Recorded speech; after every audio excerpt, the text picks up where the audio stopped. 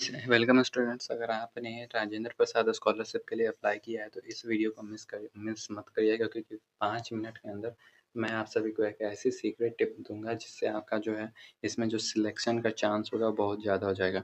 क्योंकि इसमें जो है बहुत ही कम सीट्स होते हैं और इसमें बहुत ज़्यादा स्टूडेंट्स इसके लिए अप्लाई कर रहे हैं, तो सिलेक्शन का चांस ऑफकोर्स बहुत ही कम रह जाता है।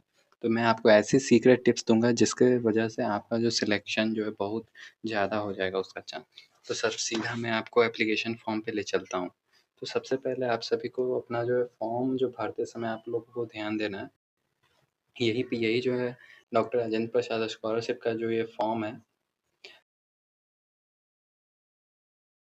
तो इस फॉर्म में आपको ध्यान देना है कि नीचे जब आप आइएगा तो नीचे आपको तो कुछ चीज़ों पे ध्यान देना है। सबसे पहला है डॉक्यूमेंट्स, दूसरा है रेफरेंस और फिर है तीसरा है मोर अबाउट योरसेल्फ। इन तीनों को अगर आप बहुत ही बारीकी से अगर ध्यान में रखकर भरते हैं तो आपका जो सिलेक्शन का चांस बहुत ज़्यादा हाई हो जाता है बाकी स्टूडेंट्स के लिए। और मैं आप सभी के लिए ऐसे ही और स्कॉलरशिप अपडेट्स और सीक्रेट प्राइवेट स्कॉलरशिप्स लेकर आते रहूँगा। तो उसके लिए आप मेरे चैनल को फॉलो कर लीजिएगा और मेरे टेलीग्राम चैनल को ज्वाइन कर लीजिएगा। पहले डॉक्यूमेंट्स वाले में जाकर देखते हैं। तो डॉक्यूमेंट्स में आपको ध्यान देना है। उसके बाद आप लोग को यहाँ पे डॉक्यूमेंट्स में ध्यान देना है कि जो आपका फैमिली इनकम प्रूफ है तो उसमें जो है आपका एनुअल फैमिली इनकम जो है एनुअल फैमिली इनकम 1.5 लाख से कम का रखिएगा आप सभी। क्योंकि इन स्टूडेंट्स का जो है सिलेक्शन का चांस काफ़ी हाई होता है, क्योंकि फैमिली इनकम कम होने के कारण इनके जो है समझा जाता है कि ये जो है अपने एजुकेशन का जो वेवियर है उसे उठा कम पाएंगे। दूसरा आप लोग को ध्यान देना है कि स्टूडेंट आईडी प्रूफ। तो इसमें आप सभी को तो सबसे जो अच्छा होता है वो मैं आपको बता दूं कि स्टूडेंट आईडी कार्ड और बोनाफाइड सर्टिफिकेट इन दोनों के लिए सबसे अच्छा होता है। तो आप कोशिश करिएगा कि इन्हीं दोनों को अपलोड करें। दूसरा बात करते हैं तो कॉलेज फी रिसिप्ट, ये सब बाकी सारा नॉर्मल है आप सभी के लिए। एक और बात आप लोग को अच्छे से याद रखना है कि आपको जो अपना फी स्ट्रक्चर, मतलब कि तो स्कूल में किस चार्ज का कितना, मतलब किस चीज़ का कितना कितना चार्ज लगता है, उसे आपको बारीकी से भरना है यहाँ पर। तो उस बात को आपको यहाँ पे ध्यान रखना है। तीसरा है रेफरेंस में, जहाँ पर आप सभी को तो पता होगा कि यहाँ पे किन्हीं 2 लोगों का दिया जाता है।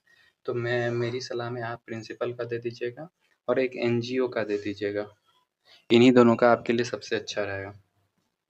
और चौथा में अगर आप ध्यान दीजिएगा कि मोर अबाउट योरसेल्फ में अगर आप जाते हैं तो यहाँ पर पहले आपको आपकी फैमिली के बारे में बताने को कहता है। तो इसमें आपको फैमिली के बारे में ये नहीं बताना है अपने बारे में, अपना फैमिली का बैकग्राउंड, मतलब कि हाल ही में आपकी फैमिली में क्या क्राइसिस आए हैं उनके बारे में आपको इसमें बताना है। अगर आए हैं 1 साल 2 साल पहले भी आए हैं तो आप उनको इसमें मेंशन ज़रूर करिएगा। उसको लेकर आपकी पढ़ाई पर क्या इम्पैक्ट आया है उसको भी आपको इसमें ज़रूर ऐड करना है, क्योंकि इन्हीं सब को देखते हुए आपको स्कॉलरशिप के लिए शॉर्ट लिस्टेड किया जाएगा। दूसरा है कि how do you plan to fund your scholarship if you don't receive this scholarship. यह बहुत ही अच्छा सवाल है और इस पर आप सभी को ध्यान देना है, क्योंकि देखिए इसमें पूछा जा रहा है कि आप अगर यह स्कॉलरशिप आपको नहीं मिलती है तो आप अपने एजुकेशन को फंड कैसे कैसे कर पाएंगे। तो इसमें सिंपल सी बात है, बच्चा स्कॉलरशिप के लिए तभी अप्लाई कर रहा है जब उसके पास एजुकेशन के लिए पैसा नहीं है। तो आप इसमें डायरेक्ट लिख दीजिएगा कि अगर मुझे स्कॉलरशिप नहीं मिलती है तो मुझे पढ़ाई के लिए बहुत दिक्कत होगी और आगे चलकर मैं अपनी पढ़ाई छोड़ भी सकता हूँ। सीधा साफ इसमें ये लिख दीजिएगा। तीसरा क्वेश्चन की बात करते हैं तो यहाँ पे सीधा से are you currently receiving any other scholarship और फाइनेंशियल सपोर्ट। तो इसमें अगर आप किसी ऑर्गेनाइजेशन या एनजीओ से अगर आपको कोई स्कॉलरशिप मिल रही है और कितना मिल रहा है उन दोनों को आपको यहाँ पर लिख देना है। अगर आप नहीं लिखते हैं तो ये जब डॉक्यूमेंट वेरिफिकेशन में अगर आपको पता चलता है तो आपका जो है फॉर्म रिजेक्ट कर दिया जाएगा। यहाँ पर आप एक और अच्छा क्वेश्चन पूछा गया कि how will this scholarship support your education and future other goals. तो इसमें ध्यान दीजिएगा कि यहाँ पे पूछ रहा है कि अगर यह जो स्कॉलरशिप अमाउंट है जो कि 30,000 का आपका स्कॉलरशिप अमाउंट है, ये आपके जो है एजुकेशन को वो कैसे सपोर्ट करेगा। तो आपको इसमें लिखना है कि सिंपल सा आपको लिखना है, आपको जो इसमें जो अमाउंट मिलता है तो उसका आप कहाँ-कहाँ पे यूज़ करिएगा उसी को आप इसमें अच्छे से लिख दीजिएगा।